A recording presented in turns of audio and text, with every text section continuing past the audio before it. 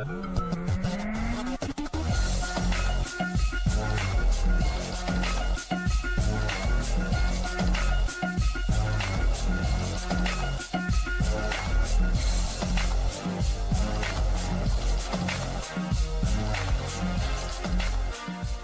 again, everybody. Welcome to another edition of Hall County Sports Television. I'm your host, Gary Glenn. It's sort of a baseball show this time out. We're dealing with a lot of things related to things on the diamond.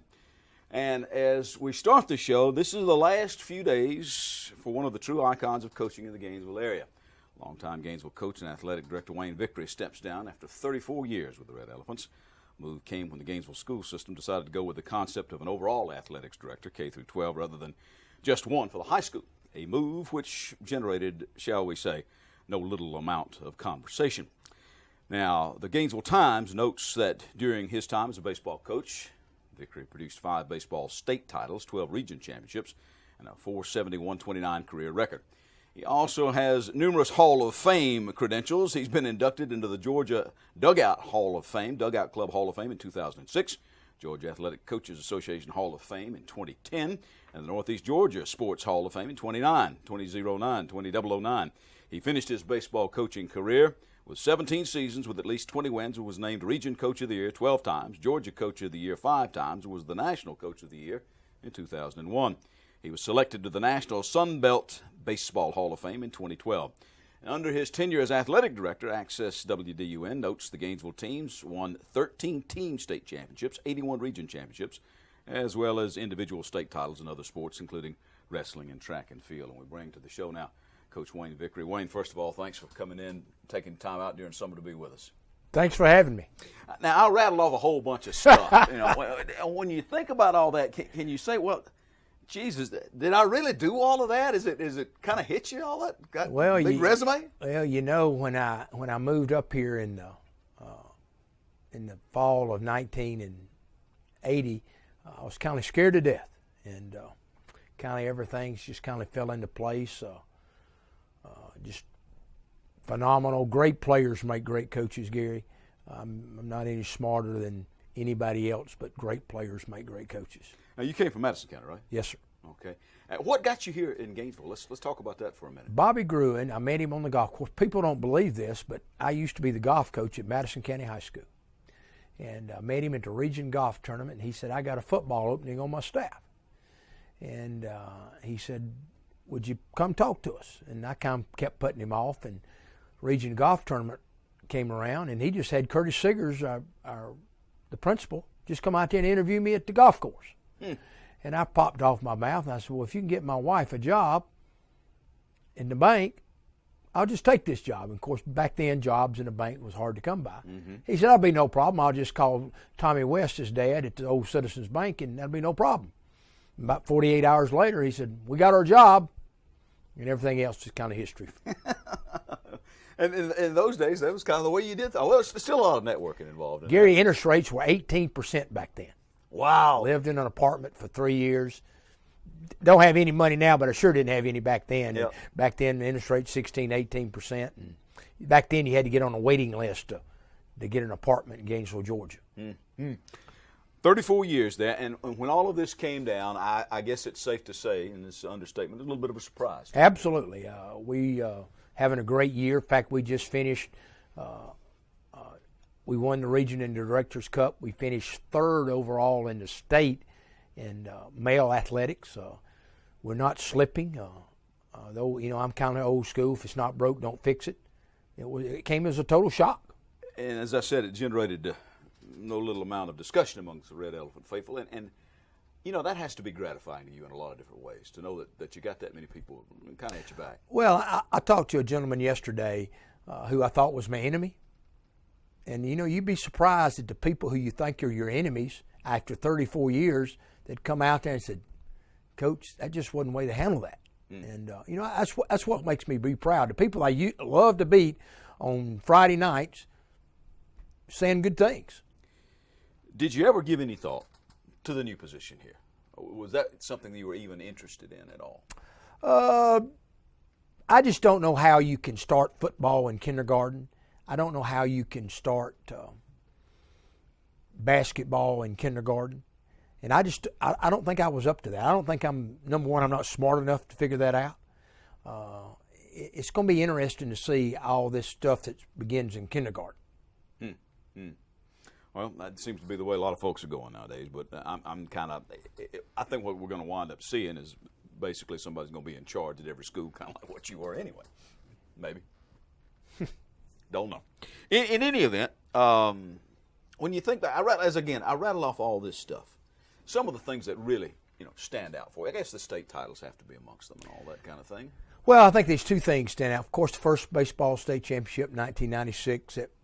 It probably occurred 1 year earlier than I thought it would occur. 94 and 95, we were kind of knocking at the door and had a little bad luck. 96 rolls around. I got a little freshman shortstop named Victor Manicow, and went on to play at Tech. Went on to play at Tech, All-American there 3 or 4 years, and of course got drafted with the Braves and by the Phillies organization. But I thought that happened 1 year early. We were up against Lovett for the state championship, and Lovett had just dominated all year long, and somehow or another we found a way to win. I'll never forget. We scored 12 runs after 2 outs. Manicow started an inning with a 2-out double. Well, 12 runs later, the inning is over and we're up like 12. We're down 5-0, and I figured it's coming to an end. And all of a sudden, we scored 12 runs after 2 outs, and the dumb coach coaching third base, who was me, waved Darryl Genlap in. The inning might have been still going. If I hadn't waved him in, he got thrown out at home plate. But that was a beginning that, probably on paper, we probably won it a year earlier than I thought we would. We had everybody coming back in 97. We went coast to coast that year from ranked number 1 in the state to winning it again at Lovett. Jumped in the Chattahoochee River, and I thought we'd won the game and lost all my players because the river looked like it was flowing real fast. Well, and of course the other ones as they come along, the state championships. But one thing that really, as I read a lot of this stuff, I kept up with you now. So you said one of the things that really stood out too was when you finally broke through and won that football championship. I tell you, tears were in my eyes that night down at the Dome. We'd been there so many times, been so close. An official's call against Southwest DeKalb back when Coach Alverson was at Southwest DeKalb. It was kind of a phantom holding call, had a touchdown call back. We played Bainbridge and got beat 7-6 in a driving rainstorm at City Park one night. We fumble the snap from center and we pick it up, and I think Chris Carpenter runs it to the half more yard line. We win another state championship against Bainbridge that night. Just so many things that just seemed, we felt like we were the Minnesota Vikings of high school football. Yeah, I was there watching in the Dome when that kid intercepts that at the last minute, slaps it away. Otherwise, when Blake Sims was absolutely, and everybody says you think Bruce Miller should have ran another play. I said, well, Bruce Miller didn't have another timeout. He didn't have a lot of time to be thinking of what play to run. It just, things just didn't happen, and it just seems like that night we played Ware County. It just all the weight was lifted off our backs. That would probably be the second highlight of my career, winning that football state championship. I wasn't a coach on that staff, but I'm telling you what, I've been through all the agony of those losses we've had, and it just seems like everything else is going to be okay now. Well, and under your tenure too, as I said, you had numerous state championships, the golf team, the soccer team, basketball, I guess, got figured in there somewhere, right? That's right, but like I said, we're probably the only school that tradition-wise, winning tradition, that had never won a state championship. You could always see a little asterisk. Gainesville High School has never won a football state championship. Well, now the monkeys that asterisk is now gone. It's gone. It's gone. Well, and I asked you this a couple of months ago, and I said, well, Coach, what you going to do? And you said, I don't know. So I'm going to ask you here on the air, what you going to do, Coach? Well, they ain't people knocking down your door, Gary, to hire 60-year-old gray-haired, bald-headed guys, okay? My family were raised red elephants. Most of my boys graduated from Gainesville High School.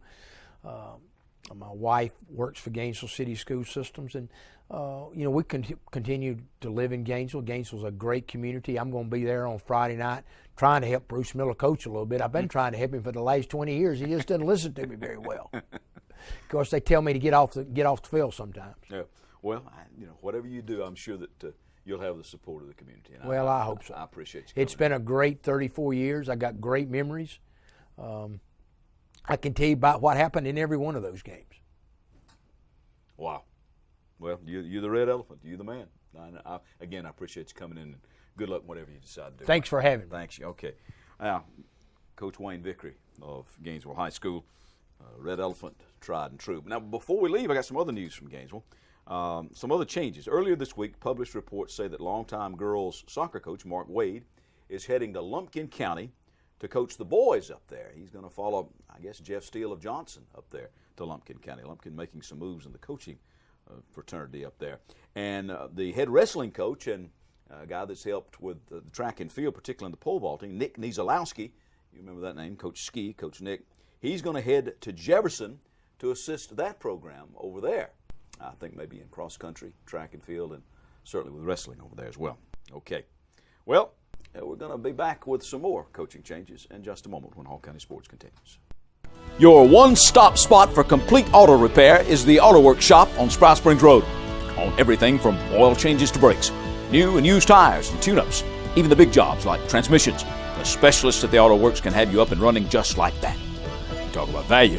The Auto Works will not be undersold on used tires or any locally priced repair job. Ask about special discounts for students and teachers with your ID. That's the Auto Works at 6671 Spout Springs Road, just past Flowery Branch High and Spout Springs Elementary Schools. Phone 770-967-1732. We are back. I'm Gary Glenn. This is Hall County Sports. Well, one of the worst kept secrets in local sports became official last week when West Hall did not choose to renew the contract of baseball coach Dustin Rinsby's. Now, the new man is going to be Chesterton alumnus Chad Sage, a 3-year assistant with the Spartans, who was a standout player just up the road at North Georgia. After a redshirt year at Ole Miss, Sage came to North Georgia, where he was all-conference his junior year, batting .325 with 13 homers and 53 RBI. In fact, he still holds the North Georgia career home run record with 34. He batted .519 with 6 homers and 32 driven in as a high school senior, and at that time was the Times Baseball Player of the Year. And we bring to the show now the aforementioned Chad Sage. Coach, thanks for taking time out in the summertime out of your workouts coming in. I appreciate you having me here, Gary. Tell me a little bit now about the odyssey of you transitioning from player to coach. Well, I got asked the same question actually last week in an interview, and I was kind of glad that she did because, playing at Ole Miss, playing for Coach Bianco, is one of the best coaches in the nation at the Division I level in the SEC, and then also Coach Cantrell at North Georgia.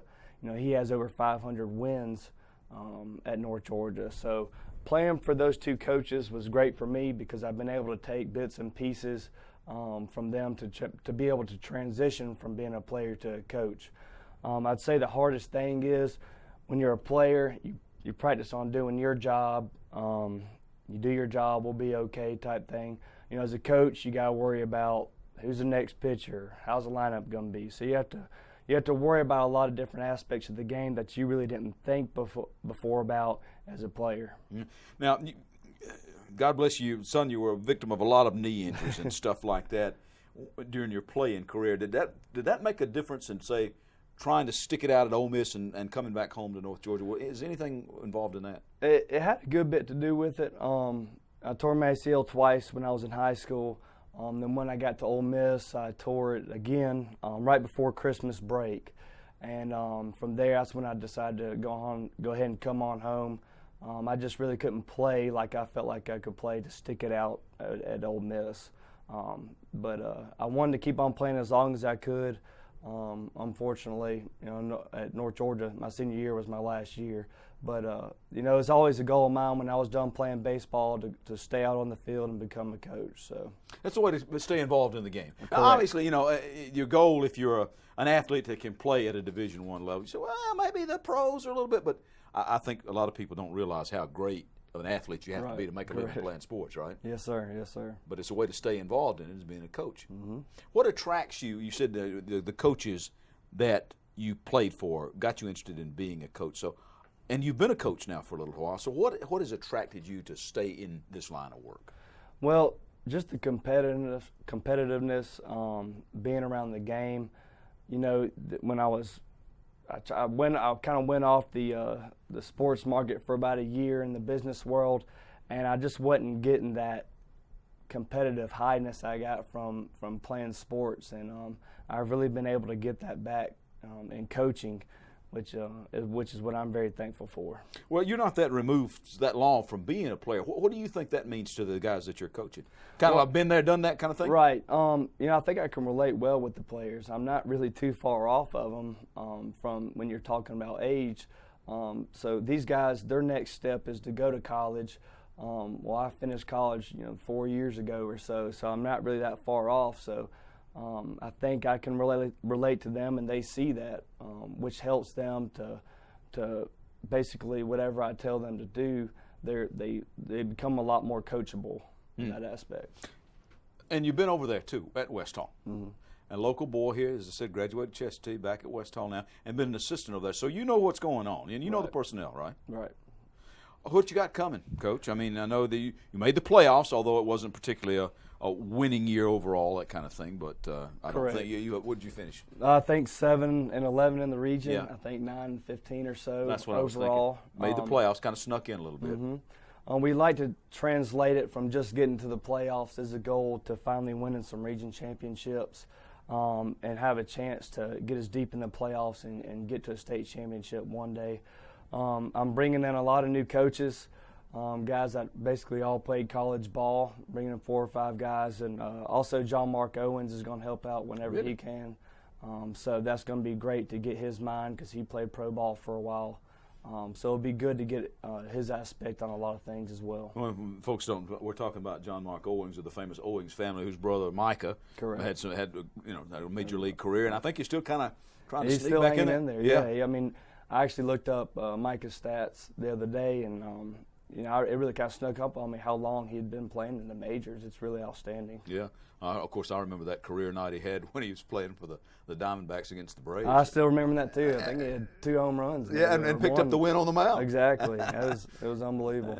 Always out of Gainesville. In fact, we got later on in the show, Chad, we're going to have Houston Quisenberry, who had almost a career day at the FCA All-Star game. He did. I was actually there. I couldn't make it to the whole thing. I got there right as the home run derby was starting off. And I know he was pretty nervous there at the beginning. He actually ended up winning the thing. Yep. So I was pretty pumped up for him. And then hit the tying home run in the bottom of the ninth. Exactly. Bottom of the ninth, hit a 2-run home run to tie it up. So I was pretty ecstatic for him. We'll have more on that. So you feeling pretty good, Coach, about your situation over there and the talent you got coming back? I am. We do have a good group coming back. I think we'll have 5 or 6 seniors that have really helped us in the past.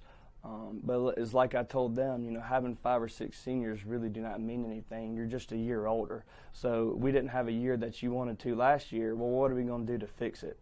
So that's what I've really asked these guys to be coachable. We've taken a lot of things back, starting from the beginning, whether it's hitting, fielding, etc. I'm not that much of a pitching guy. I mean, I can coach it, but that wasn't my forte. That's why I got these guys coming in to really work on the pitching. That way we can have different people in different places to get a lot more individual time.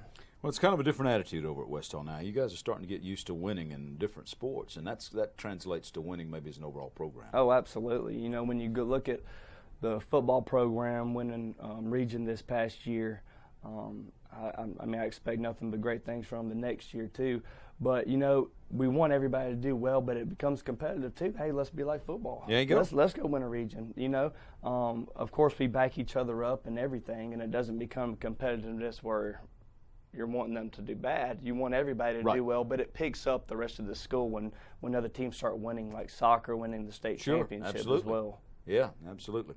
Chad Sage, thanks for coming in. I appreciate Coach, you having me. Absolutely, and good luck with the Spartans, all right? Thank you so much. Now, we mentioned Houston Quisenberry. Well, we get back out on the field of the FCA All-Star Baseball. That story's coming up when we come back. Hall County Sports is also brought to you in part by Green Ford on Browns Bridge Road in Gainesville. Check out the latest deals, and remember, when you go Green Ford. By Turner Wood & Smith, serving the insurance needs of our area for over 100 years. And by McKellar Road United Methodist Church on McKellar Road in Oakwood. Loving Christ, loving people, and helping people love Christ. We're back. I'm Gary Glenn, and this is Hall County Sports. Sometimes you just can't make this kind of stuff up. Now, take, for instance, what happened in the recent FCA All-Star Baseball game at Lakeview Academy in Gainesville. Now, based on the success of what has gone on with the football games, the Fellowship of Christian Athletes decided to stage a baseball game, getting seniors from the teams based here in Hall County as well as those from neighboring Jackson County to compete in East-West teams. Now, one of those seniors selected was West Hall's Houston Quisenberry, the only Spartan selected, by the way.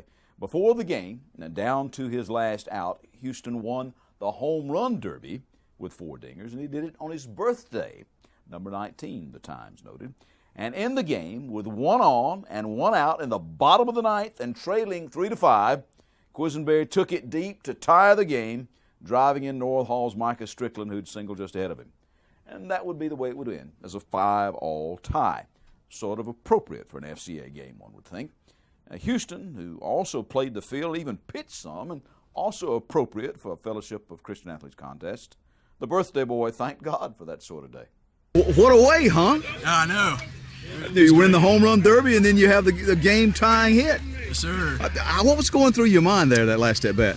I was late. I struck out twice, my first 2 at-bats. And, I was late getting my foot down and everything like that. So, I was just really focusing, on getting my foot down sooner and, just keeping back and then, trying to barrel something.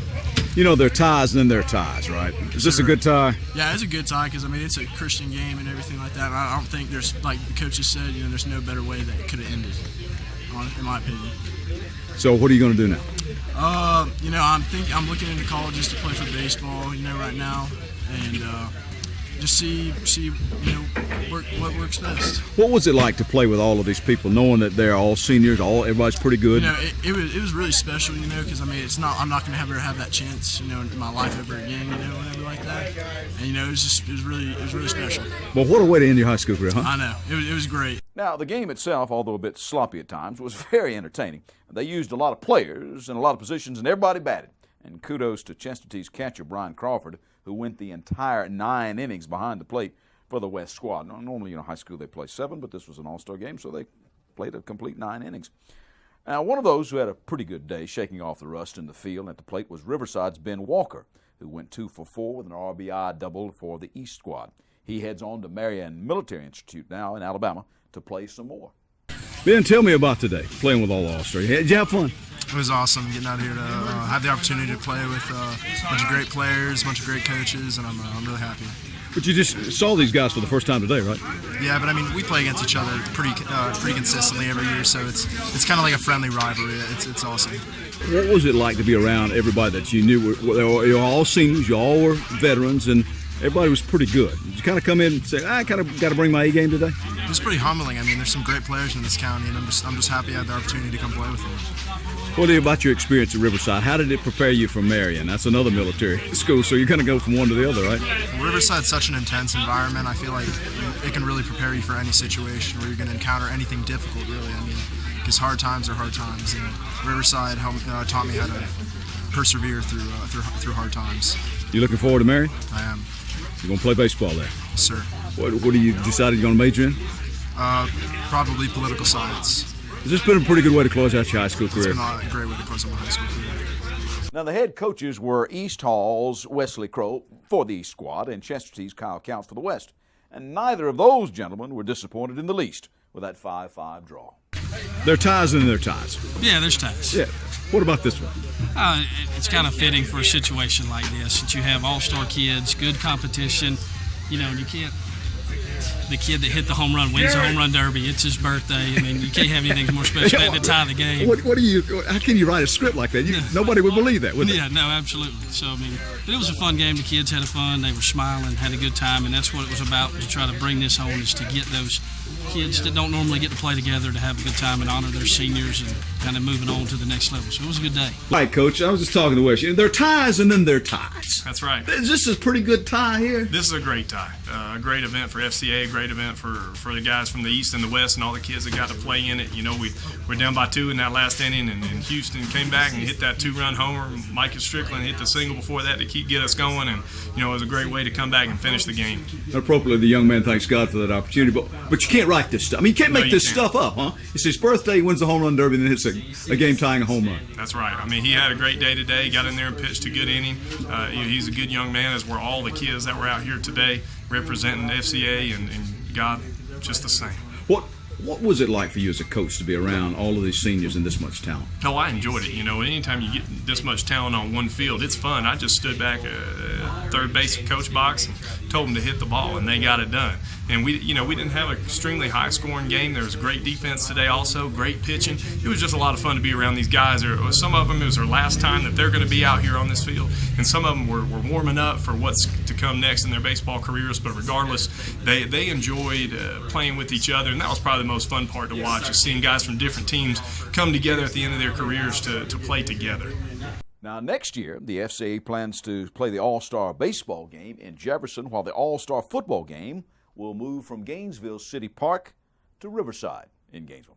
Okay, let's end this segment with some more baseball news for Flowery Branch's Jonathan Hughes, who's been one of the selections for the FCA game but did not attend. It is so long, Georgia Tech, and hello, professional baseball. Hughes was selected by the Baltimore Orioles organization in the second round of the Major League Draft, the 68th pick overall. Now, he reported earlier this week to play rookie ball with Sarasota down in the Gulf Coast League. As a player for the Branch this year, the 6'2", 184-pound Hughes struck out 69 and walked only 4. Good luck to Jonathan Hughes. Maybe we'll see him in the big show one day. We wrap this up next on Hall County Sports. You've decided it's time to get in shape. Now let Falcon Parkway Fitness in Flowery Branch help you achieve your goals.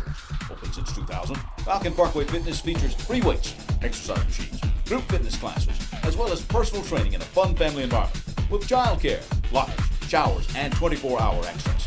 Come by for a free consultation with a certified personal trainer. And just next door, check out Optimum Body Care Day Spa with massage, facials, and waxing, or K. Michael Salon for hair and nail care.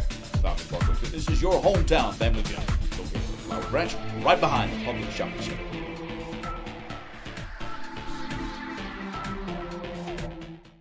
I'm Gary Glenn. This is Hall County Sports. Lots of our local young folks getting a chance to pursue their athletics at the next level. From Chestatee, basketball player Jordan Pulliam has signed on with Division II North Greenville University. From Lakeview, volleyball player Katie White will go on to play at Birmingham Southern. Basketball Lady Lion Skylar Miller goes on to Coastal Georgia College in Brunswick, while runner Lewis Brooks will do cross country at Hampton-Sydney College in Farmville, Virginia. And Gainesville High alumnus Blake Sims, who went on to quarterbacking success at Alabama, the Crimson Tide, went undrafted by the National Football League, so now he'll take his skills northward and play for Toronto of the Canadian Football League. Well, when the all-region soccer accolades were passed out, our Hall County folks did quite well. 7 AAA, the Coach of the Year, West Hall's Tim Gale of the state champion Spartans. Eduardo Magana tied with East Hall's scoring machine Leo Toledo for Player of the Year honors. And also on the first team from West Hall was Cesar Vila, Simon Cobian, and Samuel Cotto. For the Vikings, Sherman Lucero and Carlos Castrahan also made the first team. In 8-4A, Johnson's Brian Shirley was the boys' Coach of the Year, and Chestatee's just-retired Mark Dunn was the girls' Coach of the Year. The girls' first teamers included Sadie Foote of Chestatee, as well as Katie Estrada from North Hall. For the boys, Johnson's Fabian Abarca was Player of the Year. Joining him on the first team, fellow Knights Alberto Del Toro, Jaime Rosales, Enrico Campa, and Gerardo Molina. From North Hall, Jake Stevens and Alex Zimmerman also made the first squad. Well, 8 Riverside athletes participated in the 2-day Atlanta Lacrosse Invitational recently at Allen Creek Park in Gainesville. They played a total of 5 games in 2 days. The Alloy Lacrosse Club captured its first club victory on day 2 against Laxanity, 5-4. 4 of the 5 goals were scored by RMA players, including the game-winning goal in overtime by Brian Schaust. The RMA's Ethan Cobb, Ben Turner, and Joshua Sue all scored to help secure the victory, and Sue was also tremendous on face-offs, securing control of the ball for Alloy for most of the game. RMA's Mason Williams was phenomenal, they say, in the goal all weekend, proving to be one of the top goalies at the event. Matthew Rowan and the hybrid midfielder defenseman Will McClam helped stymie Laxanity's offense with great pressure. And rising 9th grader Bo Fincher played quality minutes in his first action at the varsity level. Good luck to them the rest of the way. And also, good luck to my Georgia Iron Dog teammate, Tim Moon. He'll be scheduled to lift in the WUAP USA Nationals in Illinois this coming weekend, June the 20th. He's scheduled to open his bench press with around 735 pounds. Again, I said he's scheduled to open at 735. Get her done, T. That's our show. I'm Gary Glenn, Hall County Sports.